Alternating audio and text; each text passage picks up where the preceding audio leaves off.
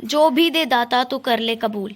जीवन दो पहियों की गाड़ी है, सुख और दुख ये पहिए हैं जिन पर जीवन चलता है। इसे ही हम धूप छाव कहते हैं और इसे ही जीवन का उतार चढ़ाव।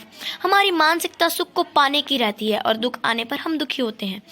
जो दोनों में समान रहता है वह कभी दुखी नहीं होता।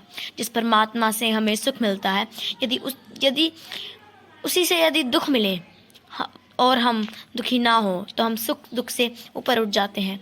एक मुसलमान बादशाह था, उसका एक गुलाम था। गुलाम से उसे बड़ा प्रेम था। एक दिन दोनों जंगल से गुजर रहे थे।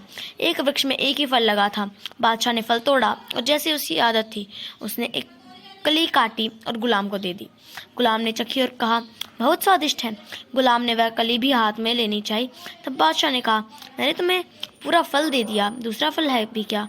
भी नहीं। यदि इतना ही स्वादिष्ट है तो मुझे भी चखने दो। और बादशाह ने वह कली मुंह में रख ली। वह फल बहुत कड़वा था। उसकी एक कली खाना भी मुश्किल था। बादशाह ने जैसे ही मुंह में रखी, गुलाम से बोला, तुम पागल हो, इसे खाना बहुत मुश्किल है और तुम एक के बाद एक खाते गए।